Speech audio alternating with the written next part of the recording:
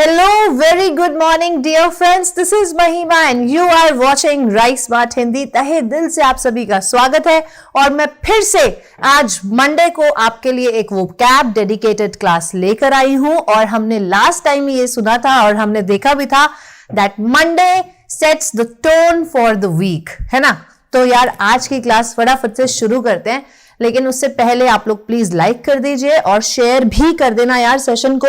और मैं उम्मीद करती हूं कि आप सबने जीएस की मैराथन जो सैटरडे को हुई थी वो देखी होगी और पसंद भी किया होगा। उसको शेयर कर दो, दूर दूर तक फैला दो कि राइस स्मार्ट हिंदी इतनी बेहतरीन क्लासेस लेकर आ रहा है आपके लिए।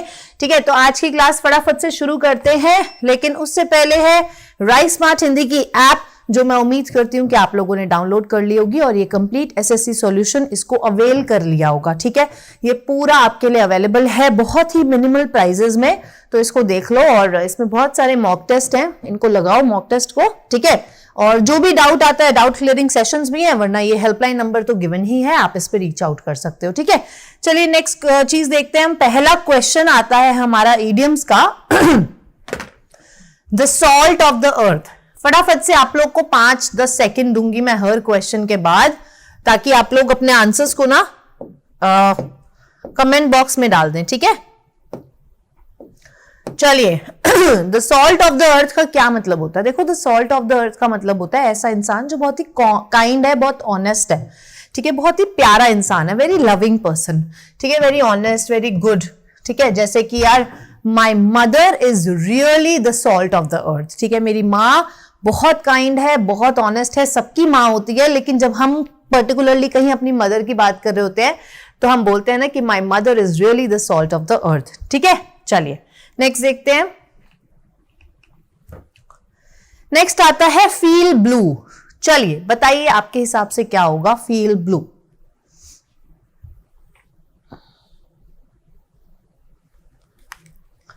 देखो यार, फील ब्लू का मतलब होता है जब हम डिप्रेस फील कर रहे होते हैं, इन ट्रबल होते हैं, या फिर बहुत सैड होते हैं। ठीक है, वेरी सैड। जैसे कि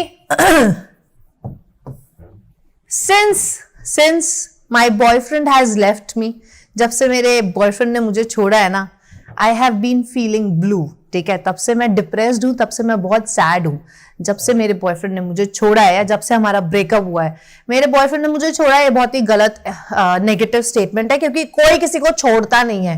नोबडी इज सो सुपीरियर कि वो आपको छोड़ दे।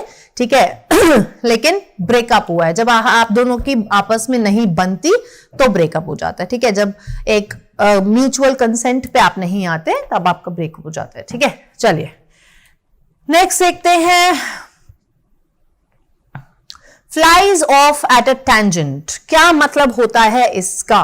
देखो, इसका मतलब होता है जब आपसे मैं कुछ बात कर रही हूं, ठीक है, और किसी चीज पे मैं आपको बोल रही हूं और मैं आपको कुछ बता रही हूं और आप एकदम से कुछ इररेलेवेंट टॉपिक को ले आते हो बीच में और उसके बारे में बात करने लग जाते हो, तो you start discussing something irrelevant. ठीक है, किसी और टॉपिक चेंज कर देना। बेसिकली जब छोटे बच्चों को डांट पड़ती है तो वो टॉपिक चेंज कर देते हैं। जब मेरा नेफ्यू है जो जब मैं उसको डांटती हूँ कि तुमने ऐसा क्यों किया, तुमने ऐसा क्यों किया, तुम्हारे मार्क्स उसमें कम क्यों आए, आज कितनी देर पढ़ाई करी, तो वो यूजुअली बात पलट देता है कि बुआ अच्छा इसका क्या हुआ था, बुआ वो मैच है ना, बुआ वो ये है ना।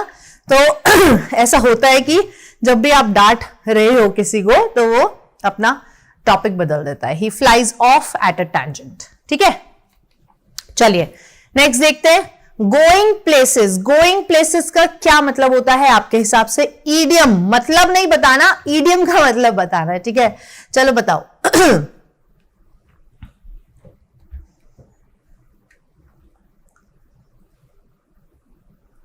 ओके, गोइंग प्लेसेस का मतलब होता है टैलेंटेड और वेरी सक्सेसफुल। एक ऐसी चीज जो बहुत ही सक्सेसफुल हो जाती है। ठीक है, जैसे कि for example they said that the team was going places. ठीक है, they said that the team was going places, जो टीम थी वो सक्सेसफुल हो रही है धीरे धीरे। ठीक है, तो ये होता है गोइंग प्लेसेस का मतलब। नेक्स्ट ईडियम देखते हैं, get the sack. Get the sac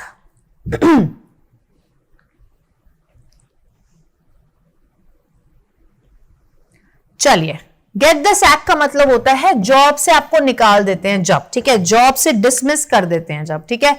तो इसका मतलब होता है कि गेट द सैक, जैसे कि she got the sack for arguing with the boss, ठीक है, उसने अपने बॉस के साथ आर्ग्यू किया और इसीलिए उसको डिसमिस कर दिया गया, उसको निकाल दिया गया, उसको फायर कर दिया गया, ठीक है।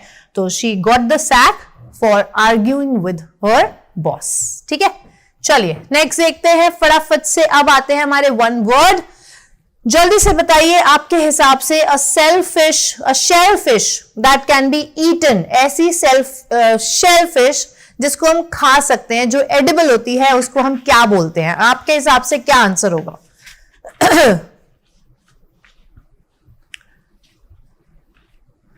ओके, देखते हैं क्या आंसर होगा।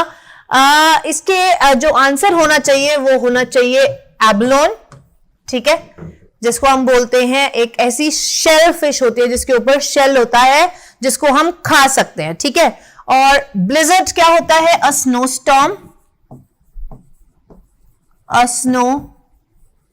Storm, blizzard. देखो जब हम ब्लिजर्ड बोलते हैं ना तो आर साइलेंट होता है, ठीक है, ब्लिजर्ड नहीं होता, ब्लिजर्ड होता है, ठीक है। और अब बुली क्या होता है? जो हम बुली करते हैं किसी को, a person who hurt someone, a person who hurts other people। जैसे कि आप कोई कॉलेज आपने ज्वाइन किया, ठीक है, तो आपकी बुली करते हैं लोग आपको, ठीक है, या आपकी रैगिंग करते हैं, रैगिंग करना, किसी को परेशान करना, किसी को इरिटेट करना, इसको बोलते हैं हम बुली, ठीक है। और कैलेस का मतलब होता है इनसेंसिटिव एटीट्यूड दिखाना या फिर होना, शोइंग और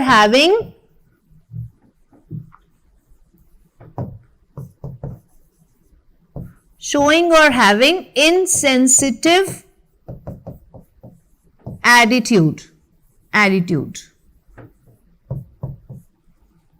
ठीक, राइट। चलिए आप लोग स्क्रीनशॉट ले सकते हो, फिर हम आगे बढ़ते हैं। चलिए नेक्स्ट देखते हैं। Next one word, slaughter house. Slaughter house को हम क्या बोलते हैं आप लोग बताएंगे? अपना आंसर कमेंट बॉक्स में डाल दीजिए और फिर हम देखते हैं कि आंसर क्या होगा। Dead duck, deadpan, abattoir, blasphemy.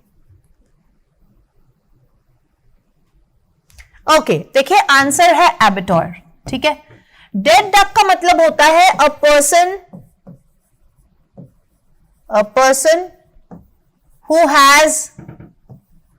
who has no chance of success,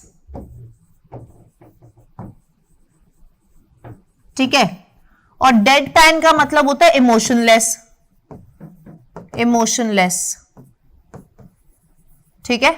और ब्लॉसमी क्या होता है? जब हम कोई ऑफेंसिव वर्ड्स यूज करते हैं भगवान के लिए या फिर सेक्रेड चीजों के लिए, ठीक है,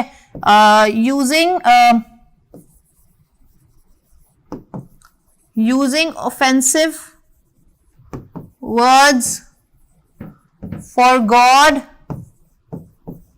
and sacred things. Offensive words for God and sacred things, ठीक है। चलिए नेक्स्ट देखते हैं, तब तक आप स्क्रीनशॉट ले सकते हैं। नेक्स्ट देखते हैं, having no definite shape, form और स्ट्रक्चर। बताइए आपके हिसाब से क्या होगा? हैविंग नो डेफिनेट शेप, जिसका कोई डेफिनेट शेप, फॉर्म या फिर स्ट्रक्चर नहीं होता, उसको हम क्या बोलते हैं? एमॉर्फस, एप्यूरी, एस्पेक्सिया या एसिडुलस, ठीक है। बताइए आंसर आपके हिसाब से क्या होगा? ए, बी, सी या डी?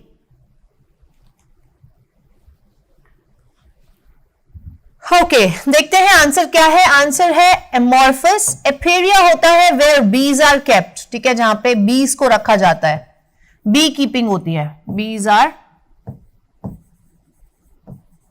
Are kept. एस्पेक्सिया होता है स्टेट ऑफ सफोकेशन, जहां पे आपको ऑक्सीजन की कमी फील होती है, state of suffocation.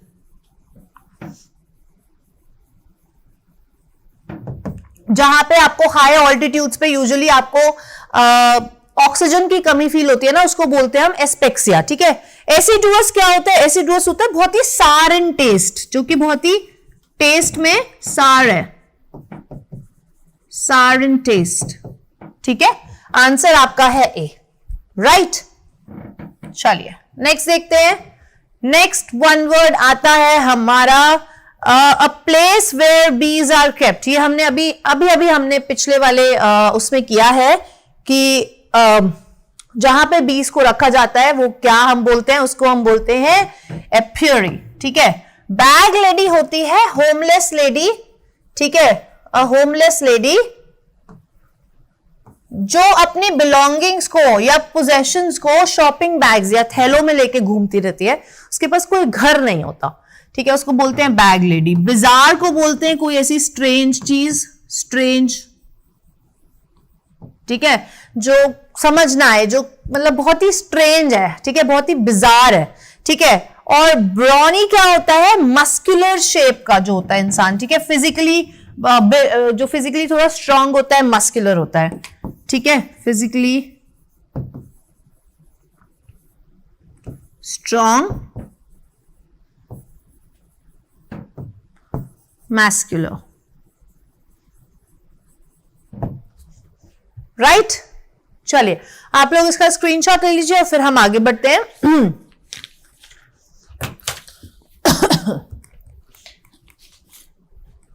Okay next देखते हैं। नेक्स्ट क्या है? नेक्स्ट हमारा वन वर्ड है अ person who is satisfied with a narrow set of values and things mainly about possessions and making money, ठीक है। जो इंसान सिर्फ और सिर्फ पैसा कमाने की सोचता है या फिर वैल्यूज को बहुत ही अच्छे ढंग से नहीं देखता, ठीक है, वो सिर्फ पैसा कमाने को सोचता है, या पोजेशंस ले लो, मटेरियलिस्टिक चीजों से जिसको प्यार होता है, उसको हम क्या बोलते हैं? हैंडीवर्क, डांस, डेरेलिक्शन या बैबेट? जल्दी बताइए।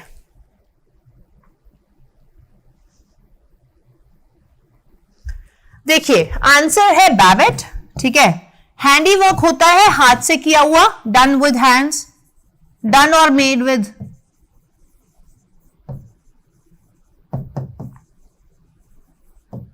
डांस वो इंसान होता है who is slow at learning,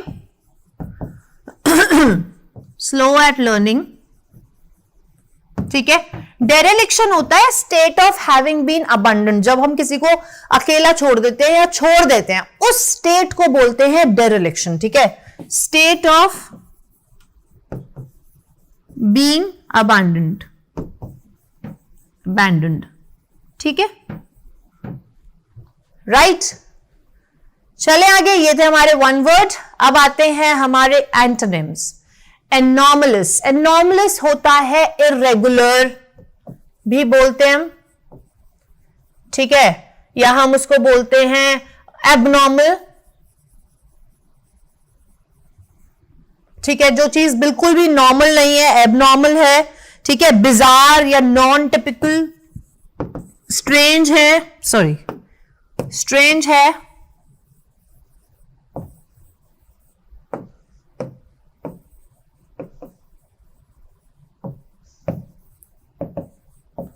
bizarre है, नॉन टिपिकल है, ठीक है। तो इसका एंटोनिम क्या होगा? जो चीज नॉर्मल है, ठीक है, जो चीज नॉर्मल है, ठीक है। और हॉटी का मतलब क्या होता है? मैंने आपको हमेशा बताया है जब भी हम करते हैं इस वर्ड को, एक्सट्रीमली सुपीरियर, ठीक है, एरोगेंटली सुपीरियर, एरोगेंटली सुपीरियर, ठीक है। चलिए नेक्स्ट देखते हैं। एस्पर्जन्स, एस्पर्जन्स का क्या मतलब होता है? एस्पर्जन्स का मतलब होता है ऐसे रिमार्क देना जो दूसरों की जो रेप्यूटेशन है उसको खराब कर सकता है, ठीक है। Remarks that destroys the reputation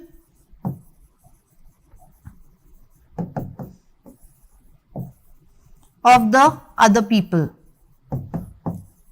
ठीक है। तो इसका एंटोनिम क्या होगा? प्रेज, ठीक है। नोबिलिटी क्या होता है? स्टेट ऑफ बीइंग नोबल,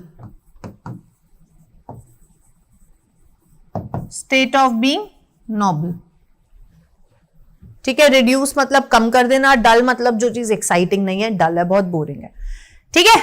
चलिए नेक्स्ट एंटोनिम देखते हैं।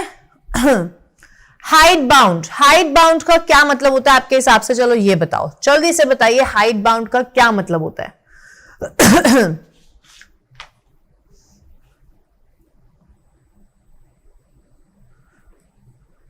ओके, हाइड बाउंड का मतलब होता है उन लोगों को हम बोलते हैं जो लोग एक सेट ऑफ वैल्यूज से अपने आप को चेंज नहीं करना चाहते या अनविलिंग है, they are unwilling to change themselves, ठीक है।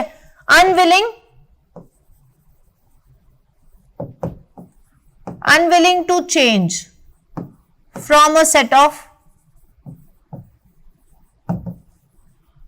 ऑफ ट्रेडिशंस या कस्टम्स या वैल्यूज या आइडियाज, ठीक है। बहुत ही नैरो माइंडेड होते हैं, ठीक है, बहुत ही नैरो माइंडेड होते हैं, ठीक है। ऑर्थोडॉक्स भी बोल सकते हैं हम इनको, ऑर्थोडॉक्स भी होते हैं, ठीक है। तो इसका जो एंटोनिम होगा वो होगा ब्रॉड माइंडेड, जो चेंज होना चाहते हैं, दे वांट टू चेंज, ठीक है। वो अपने आप को हालातों के हिसाब से, टाइम के हिसाब से, चीजें जैसे बदलती हैं उनके हिसाब से अपने आप को चेंज करना चाहते हैं और उसको विलिंग है, उस चेंज को एक्सेप्ट करने के लिए विलिंग है, willing to accept the change, willing to accept the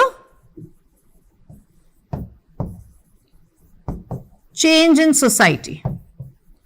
समाज में जो चेंजेस होते हैं उनको एक्सेप्ट करने के लिए वो विलिंग होते हैं, ठीक है, एक्सेप्ट करते हैं, राइट। ते हैं नेक्स्ट एंटोनिम है हमारा इंपीरियस, वर्ड है इंपीरियस। बताइए एंटोनिम क्या होगा? देखो इंपीरियस का मतलब होता है एरोगेंट, ठीक है, जो अपने आगे किसी और को कुछ नहीं समझता, ठीक है। तो इसका जो एंटोनिम होगा वो होगा मीक, जिसका मतलब होता है जेंटल, पोलाइट, हम्बल, मॉडेस्ट, ठीक है। ये वर्ड्स हम यूज कर सकते हैं इंपीरियस के एंटोनिम्स में, ठीक है, मीक में। और इंपीरियस का क्या मतलब होता है? एरोगेंट, ठीक है, बहुत ही ओवर राउडी जिसको बोलते हैं हम, बहुत ओवरली एरोगेंट, सुपीरियर अपने आप को जो सोचता है। देखते हैं लास्ट एंटोनिम हमारा इम्प्यूडेंट। इम्प्यूडेंट का क्या मतलब होता है आपके हिसाब से? जल्दी से बताइए क्या होगा इम्प्यूडेंट का मतलब? एंटोनिम क्या होगा? मतलब तो हम बता देंगे, एंटोनिम बताइए आप। ओके, देखिए इम्प्यूडेंट का मतलब होता है नॉट शोइंग ड्यू रिस्पेक्ट, दूसरों को रिस्पेक्ट ना देना, not showing due respect to other people, ठीक है, बहुत ही एरोगेंट होना, ठीक है। तो इसका जो एंटोनिम होगा वो होगा पोलाइट, ठीक है, वो क्या होगा? पोलाइट, ठीक है जी। चलिए ये थे हमारे 15 क्वेश्चंस आज के, जहां पे हमने 5 इडियम करे, 5 वन वर्ड किए और 5 क्या करे? एंटोनिम्स करे, ठीक है। अब हम कब मिलेंगे? आज शाम को ठीक 4 बजे लाइव क्लास में, जहां पे हम डिस्कस करेंगे मॉक टेस्ट और बहुत ही बढ़िया कंसेप्ट्स इंग्लिश के, और देखेंगे कुछ ऐसे क्वेश्चंस जिनका आने का 100% चांसेस है, गारंटीड है कि वो क्वेश्चंस आएंगे ही आएंगे, ठीक है। तब तक आप लोग खुश रहिए, मुस्कुराते रहिए, and God bless you all. Bye bye.